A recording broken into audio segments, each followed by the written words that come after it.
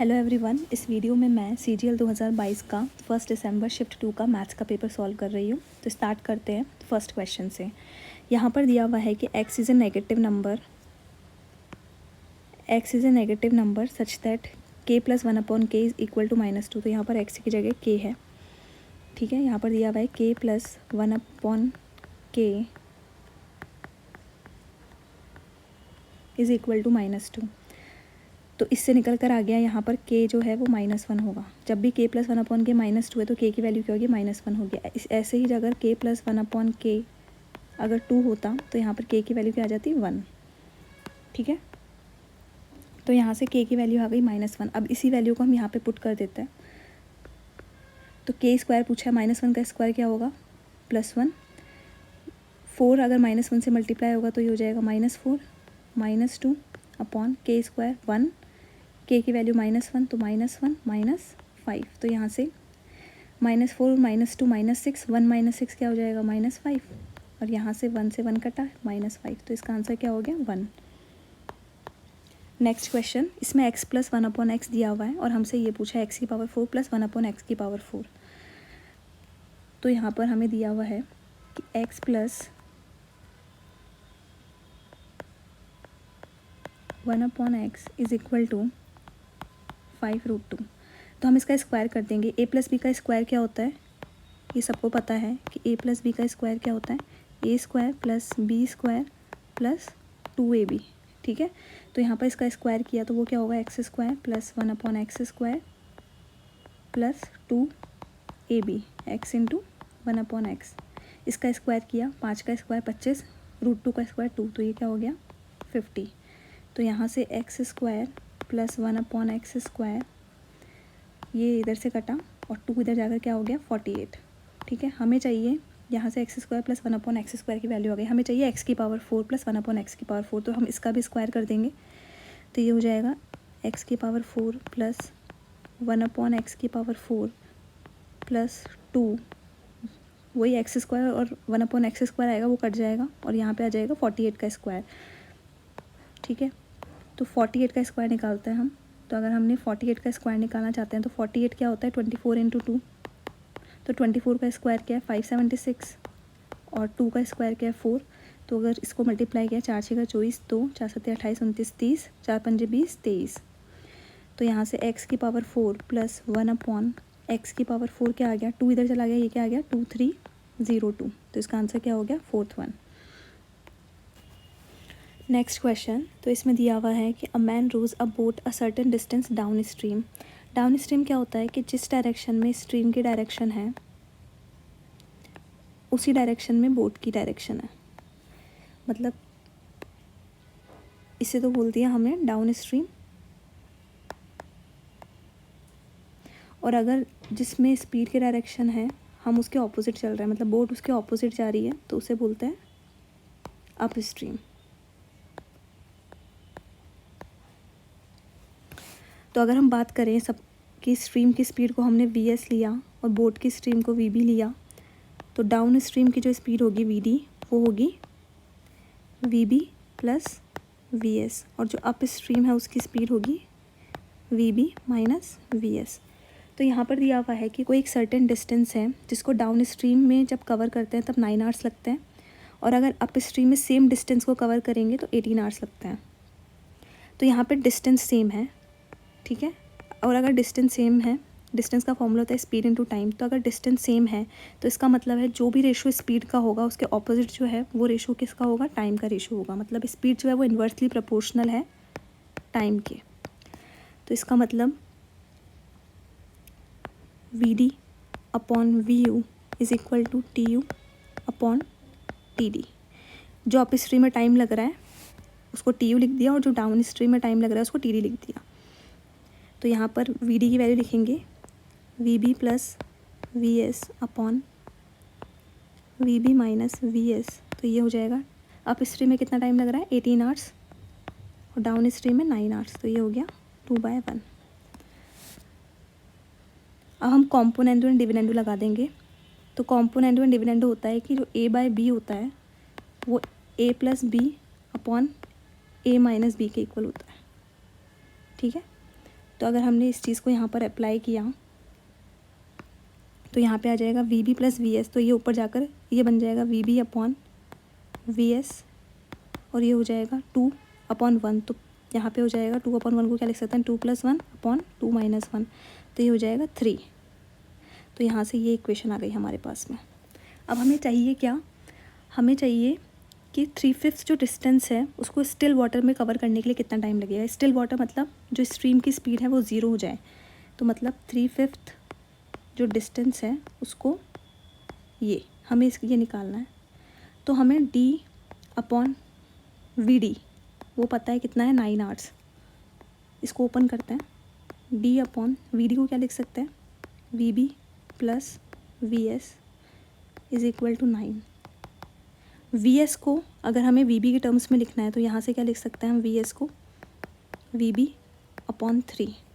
तो इधर से आ जाएगा d/vb plus vb/3 is equal to 9। 3vb plus 4vb, तो ये क्या हो जाएगा, 3d/4v इज इक्वल टू 9। यहाँ से 3 3 या 9, और ये इधर चला गया, तो यहाँ से d/vb क्या आ जाएगा, d/vb क्या आ गया, 12। ठीक है, इस चीज़ को हमने यहाँ पे पुट कर दिया, तो ये हो जाएगा 3/5 इंटू d/vb क्या आ गया था, 12, तो ये हो जाएगा 12 × 36/5। इसका आंसर हो जाएगा 5 7 35.2, तो ये हो जाएगा सेकेंड। ठीक है, नेक्स्ट क्वेश्चन करते हैं। इसमें एक पाई चार्ट दिया हुआ है और हमसे पूछा है what is the central angle corresponding to the production steel by Kerala. तो केरल किस में, येलो वाले में, 200। सबसे पहले इसका टोटल निकालते हैं कि ये टोटल है कितना।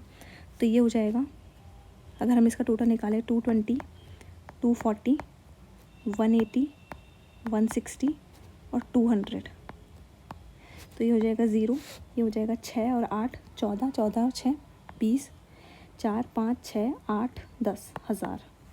तो ये जो टोटल 1000 है, कोई भी सर्किल में यहाँ पर जो एंगल बन रहा है वो कितना है, 360 डिग्री। ठीक है, तो जो 1000 है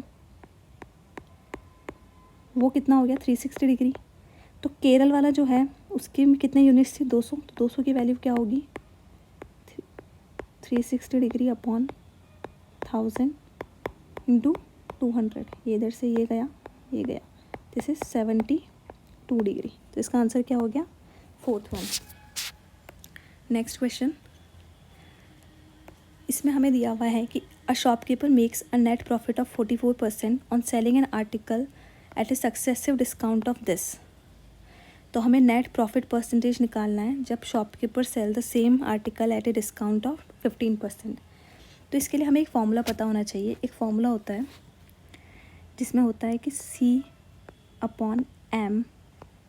is equal to 100 minus D% upon 100 plus P%। यहाँ पे जो C है वो क्या है, कॉस्ट प्राइस, और जो M है वो है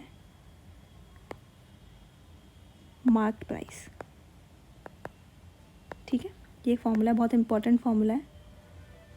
यहाँ पे D क्या है, डिस्काउंट परसेंटेज, और P क्या है, प्रॉफिट परसेंटेज। ठीक है, सबसे पहले हम इस जो ये सक्सेसिव डिस्काउंट दिया हुआ है उसका इफेक्टिव डिस्काउंट निकालते हैं। तो उसका फॉर्मूला जैसे मैंने अपनी जो फर्स्ट हमने वीडियो बनाई थी उसमें बताया था कि जो डिस्काउंट का इफेक्टिव होता है वो क्या होता है, A+B माइनस AB अपॉन 100। तो 10 + 20 माइनस 10 इंटू 20 अपॉन 100। तो यहाँ पे आ गया 30 माइनस 2, तो ये हो गया 28%। ये हो गया इफेक्टिव डिस्काउंट। तो यहाँ पे हमें नेट प्रॉफिट परसेंटेज दिया हुआ है और ये इफेक्टिव डिस्काउंट दिया हुआ है। तो हम C/M की वैल्यू निकालने की कोशिश करते हैं इससे। तो C/M क्या होगा, 100, D परसेंटेज कितना है, 28% अपॉन 100, प्रॉफिट कितना दिया हुआ है, 44%। तो यहाँ से क्या आया, ये हो गया 72 और ये हो गया 144, दिस इज़ 1/2। तो C/M की वैल्यू क्या आई, 1/2। अब जो हमें सेकेंड लाइन दी हुई है कि find the net profit percentage if the shopkeeper sell the same article at a discount of 15%। तो हम सेम चीज़ करते हैं, C/M करते हैं और ये हो जाएगा 100 माइनस D परसेंटेज, तो 100 माइनस D और अपॉन 100 प्लस p।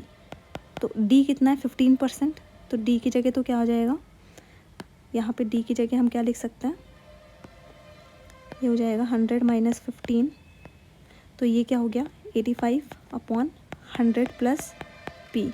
और c/m जो है वो अभी हमने निकाला था, यहाँ से कितना है 1/2, तो ये आ जाएगा 1/2। ये इधर गया, 2 को यहाँ 85 से मल्टीप्लाई किया तो ये क्या हो गया 170, और ये क्या हो गया 100 प्लस p। तो यहाँ से p की वैल्यू क्या आ गई 70%। ठीक है, तो इम्पॉर्टेंट फॉर्मूला है, इसको याद रखना। नेक्स्ट क्वेश्चन, इस क्वेश्चन में हम वैल्यूज़ पुट करते हैं, तो यहाँ पे आ जाएगा sin 30 को हम क्या लिख सकते हैं 1/2, sin 40 को ऐसे ही रहने देते हैं, sin 50 को हम क्या लिख सकते हैं cos 90 माइनस 50, sin 60 को क्या लिख सकते हैं √3/2 डिवाइड में cos 30 क्या होगा √3/2, cos 40 को हम ऐसे रहने देते हैं, और cos 50 इसको हम क्या लिख सकते हैं, अगर हमें इसको साइन के टर्म्स में लिखना हो तो हम क्या लिखेंगे इसको sin 90 माइनस 50, और cos 60 की वैल्यू क्या होती है 1/2। यहाँ से इस 1/2 से ये वाले 1/2 कट गया, √3/2 से √3/2 कट गया। sin 90 माइनस 40 क्या होगा sin 40, तो इस sin 40 से ये कट गया। cos 90 माइनस 50 की वैल्यू क्या होगी cos 40, तो इससे ये कट गया, तो इसका आंसर हो गया 1। ट्रिग्नोमेट्री वगैरह इन सब के क्वेश्चंस में क्या है, हम जितना ज़्यादा देखेंगे ना उतना ज़्यादा हमें समझ में आएगा कि हाँ ये चीज़ें इस तरीके से करनी है। ये चीज़ें कैसे पता चली कि यहाँ पर मुझे इस तरीके से लिखना चाहिए था, कि देखने से हमें पता चल जाएगा कि हाँ यहाँ पे 50 था, तो हम उसको लिख सकते हैं इस तरीके से, नीचे भी ऐसा कुछ बन रहा है, तो वो जितने हम प्रैक्टिस करेंगे ना उससे हमें ये चीज़ क्लियर होती जाएगी। नेक्स्ट क्वेश्चन, इसमें हमसे पूछा है कि what is the ratio between the HCF and LCM of 2 numbers whose LCM is this and the product of the number is this।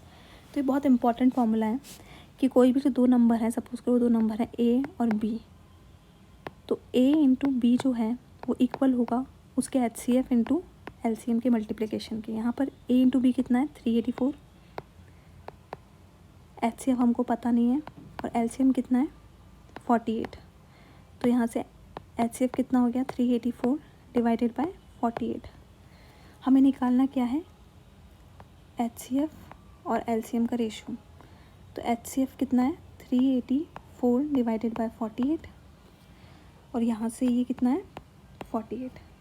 काटने की कोशिश करते हैं, 12 यहाँ पे हम काटते हैं, 12 चौको 48, 12 तिया 36, 12 दूना 24, 4 अंटे 32, 8 छिंगी 48, तो ये कितना हो गया 1:6। इसका आंसर हो गया सेकेंड। नेक्स्ट क्वेश्चन, इसमें हमें दिया हुआ है कि एक स्कूटर का जो प्राइस है वो इंक्रीज़ हो रहा है सक्सेसिवली बाय 10%, 5%, 15%, तो what is the total percentage increase of the scooter.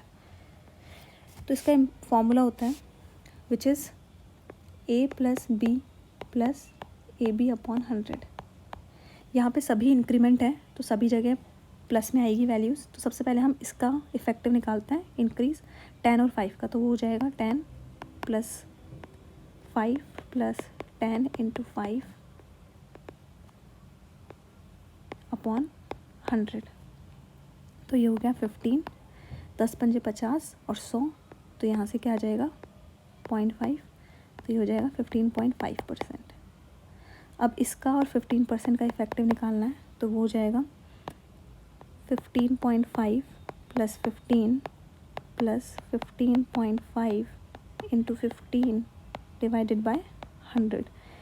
इसको प्लस किया, ये हो गया 30.5, इसको मल्टीप्लाई करो 15 × 75, 7, 15 × 75, ये 82, 2, 8, 15 एकम 15, ये हो गया 23, और अपॉन में 100, यहाँ पे एक पॉइंट था तो ये इधर आ जाएगा, तो ये हो जाएगा, अगर हम इसको प्लस करें तो ये हो जाएगा 32.5, इधर जाएगा 825, ये इसका परसेंटेज में वैल्यू आ गई। अब अगर हम यहाँ पे ऑप्शन से बात करें तो यहाँ पे ऑप्शन बहुत इजी दे दिया हमको कि हमें निकालना ही नहीं पड़ेगा ये फ्रैक्शन वैल्यू। अगर हम 32 से थोड़ा सा बड़ा है और 32 से बड़ा केवल हमारे पास यही ऑप्शन है, क्योंकि ये 34 आ गया, ये 32 से छोटा हो गया और ये 32 से काफ़ी बड़ा हो गया, मतलब ये 32 और 33 के बीच में है, तो इसका आंसर क्या हो गया, फर्स्ट वाला। नेक्स्ट क्वेश्चन, इसमें दिया हुआ है कि दो सिमिलर ट्रायंगल जो हैं उसकी हमें एरिया पता है और उसकी एक साइड पता है, तो हमें दूसरी साइड निकालनी है। तो इस सिमिलर ट्रायंगल्स में हमें पता है कि जो भी साइड का रेशो है, जैसे यहाँ पर BC और ये है, तो BC अपॉन जो EF होगा वो क्या होगा, जो एरिया है ट्रायंगल उसका रूट के इक्वल होगा, area of ABC upon DEF। किसके केस में, सिमिलर ट्रायंगल के केस में। तो हमें BC की वैल्यू निकालनी है, ये यहाँ पर EF है, तो यहाँ पर EF की वैल्यू कितनी दी हुई है, A। जो ABC है उसका एरिया कितना दिया हुआ है, x², और जो DEF है उसका एरिया कितना दिया हुआ है, y²। तो BC upon A is equal to, यहाँ से क्या आ जाएगा, x अपॉन y। तो BC की वैल्यू क्या हो गई, AX upon y। Third option. Next question, इसमें दिया हुआ है कि 25 स्टूडेंट्स हैं जिनका एवरेज जो है वो है 9। जो एवरेज निकला 25 स्टूडेंट्स का वो कितना निकला, 19। बाद में टीचर को पता चला कि जो 2 स्टूडेंट्स हैं उसके मार्क्स उन्होंने 18 और 19 लिए थे, जबकि उनके मार्क्स 14 और 15 थे। तो हमें एक्चुअल एवरेज निकालना है क्लास का। तो अगर हम यहाँ पे बात करें, एवरेज ये है, तो टोटल मार्क्स जो हैं 25 स्टूडेंट्स के वो कितने हैं, इतने। तो 19 × 95, 19 × 38 और ये हो गया 47। अब अगर हम यहाँ पे बात करें तो जो टीचर ने मार्क्स लिए थे वो कितने लिए थे, 18 और 19, लेकिन ये गलत थे तो इसको हमने माइनस कर दिया। और जो सही मार्क्स थे वो कितने थे, 14 और 15। तो अगर हम यहाँ पे करने की कोशिश करें तो यहाँ से ये हो गया -4 और यहाँ से ये कितना हो गया, -4। ठीक है, तो इसमें से अगर हमने 8 माइनस कर दिया तो ये कितना हो गया, 467। तो x25 की वैल्यू हो गई। अब हमें इसका एवरेज निकालना है, तो इसको हम 25 से डिवाइड कर देंगे। तो ये कितना हो गया, 25 एकम 25, 25 एकम 25 कितना बचा, 21, 217, 25 × 200 कितना बचा, 17, 25 × 150 कितना बचा, 20, तो 25 × 200, तो यह कितना हो गया, 18.68। तो इसका आंसर क्या हो गया, थर्ड वन। नेक्स्ट क्वेश्चन, इसमें एक इक्वेशन दी हुई है और हमें इसको सिंप्लीफाई करना है। तो ये चीज़, पहली बात तो कुछ बेसिक चीज़ें हैं जो हमें पता होनी चाहिए कि अगर किसी की भी पावर नेगेटिव है, जैसे a की पावर मान लो -3 है, तो अगर हमें उसे पॉजिटिव करना है तो उसको हम नीचे ले आएंगे, 1/a⁻3। ये हमें पता ही है। दूसरी चीज़, अगर a की पावर 3 है और वो मल्टीप्लाई में है a की पावर 5 के, तो ये हो जाएगा a की पावर 3 + 5, ऐड हो जाती है पावर्स। और उसी की जगह मान लो ये होता है a की पावर 5/a⁻3, डिवाइड में होता तो जो पावर्स है वो माइनस में आ जाती है। ठीक है, तो अगर हम इस क्वेश्चन को अब सॉल्व करें, यहाँ पे क्या है, x की पावर 9, तो ये है x की पावर 9 × x की पावर 5। x की पावर -4 को अगर हम पॉजिटिव में करना चाहें तो अपॉन x की पावर 4। किसी की भी पावर 0 हो, चाहे 2 की पावर 0 हो, 3 की पावर 0, हमेशा किसी की पावर 0 1 के इक्वल होती है। तो x की पावर 0 क्या हो गया, 1, और x की पावर -6 ये हो गया 1/x की पावर 6। जब मल्टीप्लिकेशन में होती है तो पावर ऐड हो जाती है, तो यह हो जाएगा 9 + 5 14, तो x की पावर 14। यहाँ पे भी मल्टीप्लिकेशन में है तो ये कितना हो गया, x की पावर 10। अब ये दोनों डिवाइड में है तो ऊपर जाकर 14 को -10 कर देंगे तो ये कितना हो जाएगा, x की पावर 4। तो इसका आंसर क्या हो गया, x की पावर 4। नेक्स्ट क्वेश्चन, इस क्वेश्चन में वही ट्रिग्नोमेट्री का क्वेश्चन है जिसमें हमें वैल्यू पुट करनी है। वैसे तो हम इस क्वेश्चन में डायरेक्टली वैल्यू पुट कर सकते हैं, पर ये एक फॉर्मूला भी बन रहा है। ये है sin a cos b - cos a sin b। ठीक है, ये है sin a cos b - cos a sin b। ये किसके इक्वल होता है, sin a - b के। तो अगर हम इधर बात करें तो इसको हम क्या लिख सकते हैं, sin, यहाँ पर a क्या है 30 और b क्या है 60, तो ये कितना हो गया, sin -30। अब एक चीज़ होती है, तो ये फॉर्मूला हो गया कि जो साइन है, अगर साइन -θ किसके इक्वल होता है, -sin θ। लेकिन अगर यही चीज़ कॉस में होती है कि कॉस -θ किसके इक्वल हो जाता है, cos θ के। ये याद रखना कि cos -θ cos θ होता है, जबकि sin -θ जो है वो -sin θ होता है। तो इसका आंसर क्या हो गया, -sin30। तो इसका आंसर हो गया सेकंड। नेक्स्ट क्वेश्चन में हमसे रेशो पूछा है मीन प्रपोर्शन का, इन 1.6 और 3.6 का जो मीन प्रपोर्शन है उसका, और थर्ड प्रपोर्शन का। सबसे पहले मीन प्रपोर्शन, जैसे प्रीवियस वीडियो में बताया था कि मीन प्रपोर्शन क्या होता है, XY। अब यहाँ पे थर्ड प्रपोर्शन कैसे निकालते हैं, जैसे कोई भी नंबर है X और Y, उसका हमें थर्ड प्रपोर्शन निकालना है। सपोज करो उसका थर्ड प्रपोर्शन है Z, तो यहाँ पर X/Y will be equal to Y/Z। तो यहाँ से जो थर्ड प्रपोर्शन होगा वो किसके इक्वल होगा, Y² X के। तो अब हमें निकालना है रेशो मीन प्रपोर्शन का 1.6 और 3.6। तो हमें निकालना है √1.6 इंटू 3.6 रेशो थर्ड प्रपोर्शन 5 और 8 का कैसे निकालेंगे, 8 इंटू 8/5। यहाँ पे x तो ये हो गया और y ये हो गया, तो अभी हमने देखा था कि y²/x है, तो 8 इंटू 8/5। अगर हम यहाँ पे बात करें, ये दोनों हटा दें और यहाँ पे 100 लिख दें। 16 का जो स्क्वायर रूट है वो क्या होता है, 4, और 36 का 6, और 100 का 10। यहाँ से हो गया, सेम रहने दो चाहे से, 8 इंटू 8/5। अब काटने की कोशिश करो, 4 दूनी 8, 2 तिया 6, 5 दूनी 10। तो यहाँ पे क्या हो गया, 3 रेशो 8 दूनी 16, 3:16। तो इसका आंसर क्या हो गया, थर्ड वन। नेक्स्ट क्वेश्चन, इस क्वेश्चन में दिया हुआ है कि जो डिफरेंस है सेलिंग प्राइस, कॉस्ट प्राइस और सेलिंग प्राइस का of a pair of shoes, वो कितना दिया हुआ है, 1200 रुपये, और प्रॉफिट परसेंटेज दिया हुआ है, तो सेलिंग प्राइस पूछा है। सबसे पहले सपोज़ किया हमने जो कॉस्ट प्राइस है वो 100 है, तो हमें दिया हुआ है, तो सेलिंग प्राइस यहाँ पर क्योंकि प्रॉफिट परसेंटेज 15% है, तो सेलिंग प्राइस कितना हो जाएगा, 115। और हमें इन दोनों का डिफरेंस कितना है, 15, और इसकी 15 की जो वैल्यू है वो हमें कितनी दी हुई है, 1200। तो अगर हमें 15 की वैल्यू 1200 दी हुई है और हमसे 115 की वैल्यू पूछी है, मतलब हमसे सेलिंग प्राइस पूछा है, तो कैसे निकालेंगे, 1200 को डिवाइड 1200/15 इंटू 115, 15 × 120, इसको मल्टीप्लाई किया, 8 पंजे 40, 8 एकम 8 12, 8 एकम 8 9, 9200। तो सेलिंग प्राइस कितना हो गया, 9200। नेक्स्ट क्वेश्चन, इस क्वेश्चन में दिया हुआ है कि एक कोई सर्टेन अमाउंट ऑफ मनी है जिसको 25% सिंपल इंटरेस्ट पर है, 6 साल में उसका जो अमाउंट है वो 360 ज़्यादा है, more than the sum land. तो what is the sum lent, मतलब हमसे प्रिंसिपल पूछा है। जो सिंपल इंटरेस्ट होता है ना, वो होता है P into R into T/100,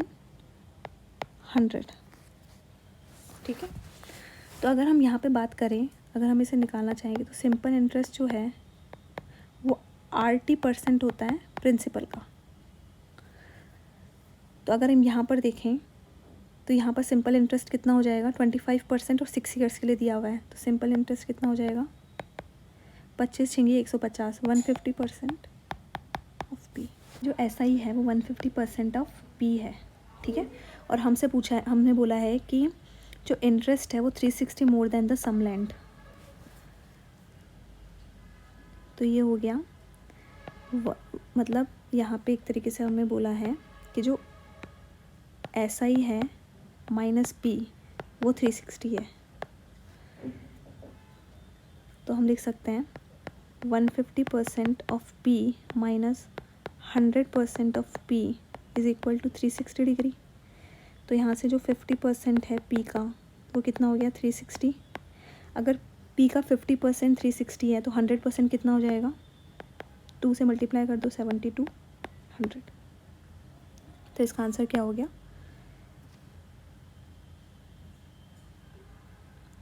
sorry यहाँ पे 7200 नहीं, अगर 360 है, 50% P किसी चीज़ का 50%, मतलब किसी का आधा 360 है, तो डबल अगर हमें 100% निकालना है उसको 2 से मल्टीप्लाई करेंगे तो ये कितना हो जाएगा, 720। नेक्स्ट क्वेश्चन, इस क्वेश्चन में दिया हुआ है कि जो इक्विलेटरल ट्राइंगल है उसकी एक साइड दी हुई है हमको, और हमसे पूछा है radius of circle circumscribing this equilateral triangle. Equilateral triangle क्या होता है? जिसकी तीनों साइड्स इक्वल होती हैं। तो ये इक्विलेटरल ट्राइंगल है और एक सर्किल जो इसको सर्कमस्क्राइब कर रहा है, इसकी रेडियस पूछी है। ठीक है, तो ये फॉर्मूला होता है कि जो ये रेडियस है, जब इसकी जो अगर ये इक्विलेटरल ट्राइंगल है तो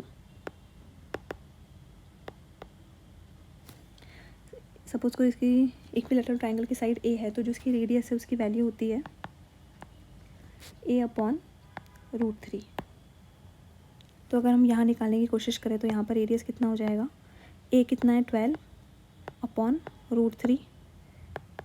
इसको क्या लिख सकते हैं? 4×3। इसको हम लिख सकते हैं 4×3 डिवाइडेड बाय √3। ये इधर गया, ये √3, तो इसका r कितनी हो गई? 4√3। ठीक है, इसका आंसर हो गया ये। अब इसी की जगह अगर हमसे अंदर की रेडियस पूछी होती कि जो सर्किल इसको इंस्क्राइब कर रहा है, अगर हमसे इसकी रेडियस पूछी होती तो इसकी रेडियस का फॉर्मूला होता है a/2√3। ठीक है, ये इंस्क्राइब और ये सर्कमस्क्राइब। ठीक है, नेक्स्ट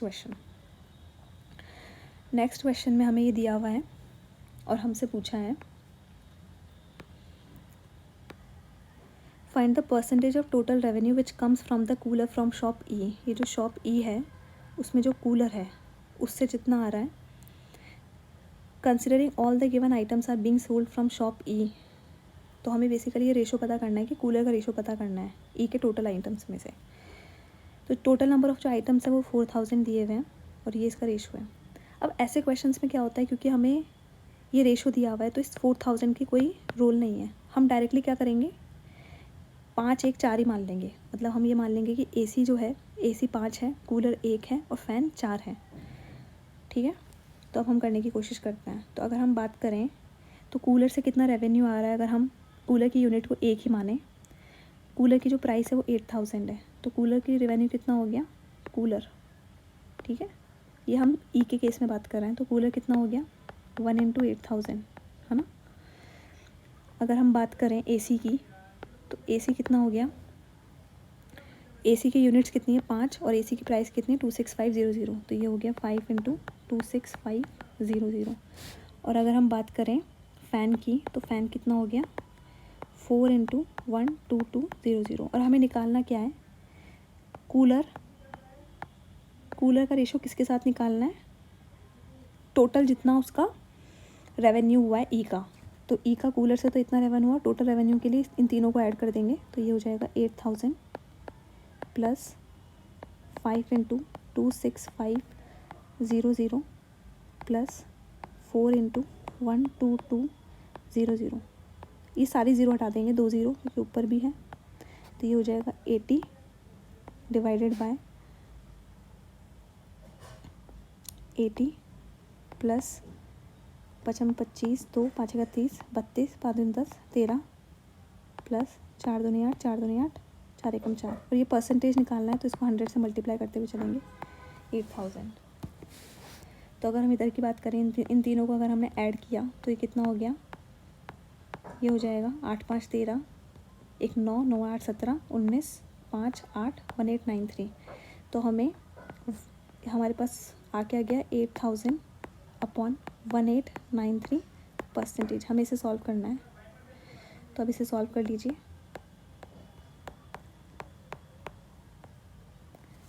अगर हमने 5 से करने की कोशिश करी, 5 से 15 5 9 45 5, तो ये हो जाएगा 4 4 3 12 1 4 9 36 37 38 4 × 32 35 4 1 4 7 8 1 4 0।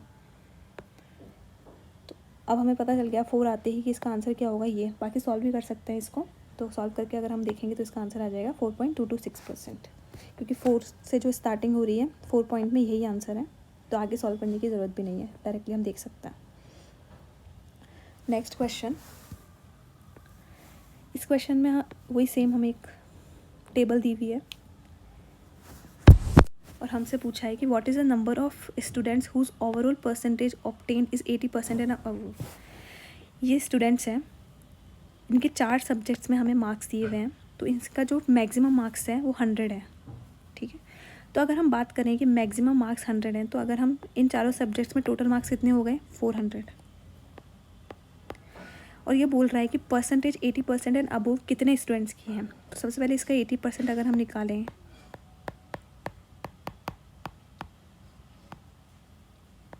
ये हो गया 320। तो ऐसे स्टूडेंट्स जिनके मार्क्स अगर हम इन चारों को ऐड करें 320 या 320 या तो 320 या 320 प्लस हैं, तो ऐसे स्टूडेंट्स की जो परसेंटेज है वो 80% या उससे अबव होगी। तो हम अब ऐड करना पड़ेगा हमें सबको, तो हम ऐड करते हैं। सबसे पहले इसको ऐड करते हैं, तो ये कितना हो जाएगा 2 9 थी 27, 27 और 8 35, 352। ये 320 से ज़्यादा है क्या? हाँ है। तो इसका मतलब ये एक नंबर हो गया हमारे पास में। ए जो है उसकी जो परसेंटेज है वो 80% से ऊपर है। बी को ऐड करो तो ये हो गया 5 दूनी 10, 0 1 9, 9 दूनी 18 और 18 और 8 24, 24 और 8 32। ये है, हाँ है। नेक्स्ट क्वेश्चन, मतलब नेक्स्ट सी का ऐड करते हैं। तो सी का ऐड किया तो हमने 5, 7 और 6 13, 13 और 8 21, 21 और 8 29, 295। ये 320 से ऊपर नहीं है तो ये वाला नहीं है। इसको ऐड करते हैं। 5 दूनी 10 और 12, एक 8, 8 दूनी 16, 24, 8 चौक 32। ये है, हाँ है। तो ये हो गया। नेक्स्ट इसको ऐड करते हैं। 5 दूनी 10, 5 15, एक 9, 9 और 7 16, 16 और 7 23, 23 और 8 31। 315 320 से ऊपर नहीं है, छोटा है, ये भी नहीं है। नेक्स्ट करते हैं। तो ये हो जाएगा 5, ये हो जाएगा 9 दूनी 18, 9 27 और 27 और 8 355। ये है तो है। तो कौन कौन से हुए?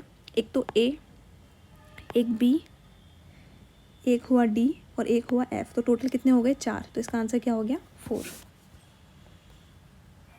नेक्स्ट क्वेश्चन, इसमें भी हमें एक टेबल दी हुई है और हमसे पूछा है कि the ratio of number of persons participating in the survey from state S3। S3 से कितने पार्टिसिपेट कर रहा है? 400 divided by person participating in the survey from S4 which is 500। तो इसका रेशो कितना हो गया? 4:5। ये तो बहुत ईजी क्वेश्चन था। नेक्स्ट क्वेश्चन, इसमें हमें बोला है कि what is the reminder when this is divided by 8। तो इसमें तो क्या नंबर बहुत छोटा है, तो इसलिए अगर हमने इस पूरे नंबर को भी 8 से डिवाइड करके हम रिमाइंडर निकालें तो उस तरीके से कर सकते हैं। लेकिन बाकी क्या रूल होता है कि जो 8 है, कोई मान लो इसकी जगह कोई भी नंबर होता है 7 5 9 3 4 2 8 3 और फिर हमको बोलते हैं कि इसको 8 से डिवाइड करेंगे तो क्या रिमाइंडर होगा। तो ऐसे क्वेश्चंस में हमें इस पूरे को डिवाइड करके नहीं देखना, हमें केवल लास्ट की 3 डिजिट जो है उसको डिवाइड करके देखना है। उसको डिवाइड करने के बाद जो रिमाइंडर आएगा ना, वही रिमाइंडर इस पूरे को डिवाइड करने के बाद आएगा, ठीक है। तो हम इसमें भी सेम चीज़ करेंगे। हम 8 को तो डिवाइड नहीं करेंगे, हम केवल 1 to 7 को 8 से डिवाइड करके देखेंगे। तो अगर हमने 1 to 7 को 8 से डिवाइड किया तो कितना हो गया? 8 एकम 8 4। तो 4 के बाद में 8 5 40, तो इसमें रिमाइंडर कितना बचा? 7, ठीक है। तो इसमें तो इतना यूज़ था नहीं इसमें, क्योंकि इसमें तो हम पूरा डिवाइड भी कर देंगे तो बहुत इजीली हो रहा है। लेकिन अगर कोई बड़ा नंबर दिया हुआ है और उसको हमसे 8 से डिवाइड करके और रिमाइंडर पूछा है तो हम केवल लास्ट के 3 डिजिट को डिवाइड करके देख लेंगे। नेक्स्ट क्वेश्चन में बोला है कि ABC can complete the work separately in 10 20 and 40 days. तो यहाँ पे बात करते हैं A, B और C की। A किसी काम को 10 दिन में करता है, B 20 दिन में, C 40 दिन में। तो हम इन तीनों का एलसीएम निकालते हैं। ये हुआ 40। तो A की एफिशिएंसी कितनी हो गई? 10 को 40 से डिवाइड किया 4, B की 2 और C की 1। ये तो क्या हो गई? एफिशिएंसी हो गया टोटल काम। अब ये बोल रहा है in how many days will the work be completed if A is assisted by both B and C every 3rd day.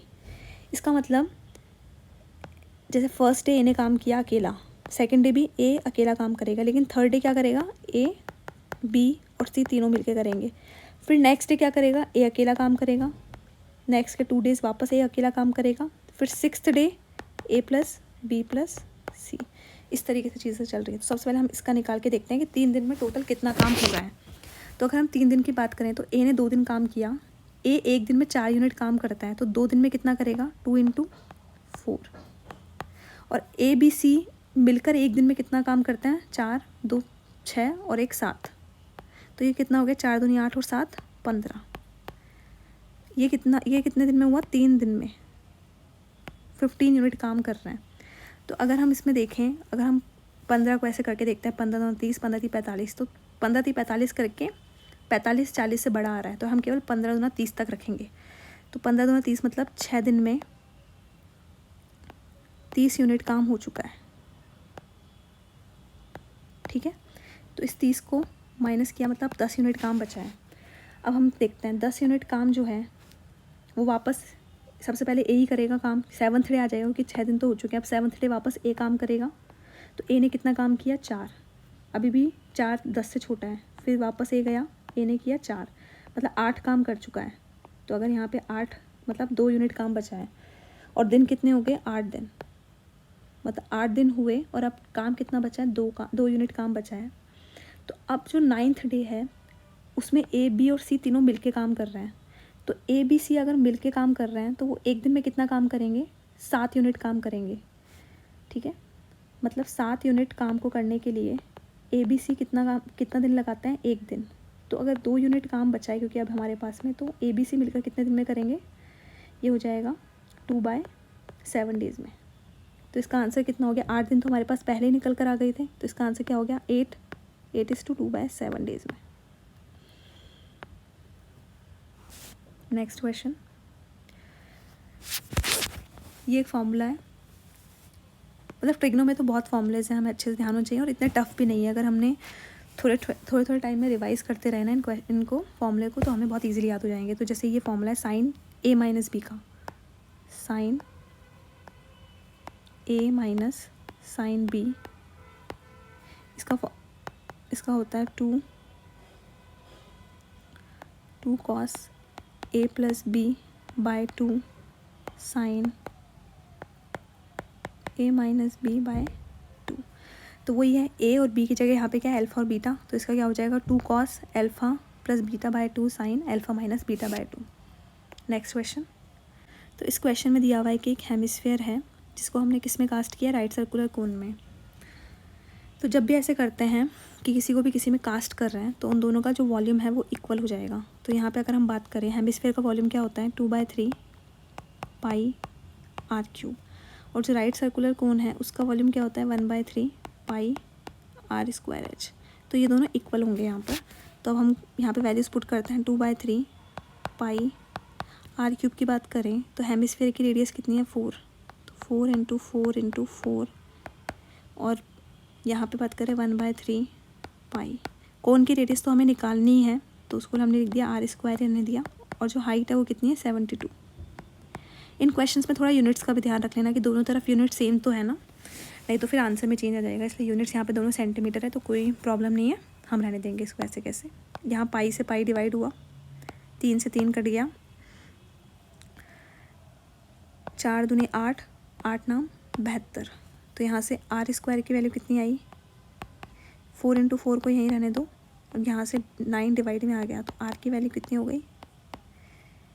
अगर हमने इसका रूट लेना पड़ेगा r निकालने के लिए, तो इसका रूट हो गया 4 और 9 का रूट 3, तो ये हो गया 3 एकम 3, 1 3 3 9, 1 3 3 9, 1.33 सेंटीमीटर। तो इसका आंसर क्या हो गया, 3rd वन। नेक्स्ट क्वेश्चन, इसमें हमें तीनों एंगल्स दिए हुए हैं और हमसे x की वैल्यू पूछी है। तो जो ट्राइंगल के तीनों एंगल्स होते हैं उनका सम कितना होता है, 180 डिग्री। ट्राइंगल के जो तीनों एंगल्स होते हैं उनका सम कितना होता है, 180 डिग्री। तो यहाँ पे x - 46 plus x plus 96 plus 8x is equal to 180 degree. तो यहाँ पे कितने x हो गए, 2x 10x, तो ये कितना हो गया, 10x माइनस 46 में से ये गया तो ये हो गया प्लस 50, और ये किसके इक्वल हो गया, 180 डिग्री के। तो यहाँ से 10x कितना हो गया, यहाँ पे आ गया 130 डिग्री। तो x की वैल्यू कितनी हो गई, 13। ठीक है, और हमसे पूछा क्या है, 2x की वैल्यू। तो 2x की वैल्यू जब x 13 है तो 2x कितना हो जाएगा, 26। नेक्स्ट क्वेश्चन, ओके, तो इसमें क्या है, यहाँ पर ये O सेंटर हो गया। एक टेंजेंट ड्रॉ करी गई है P से जो सर्किल को Q पे टच करती है।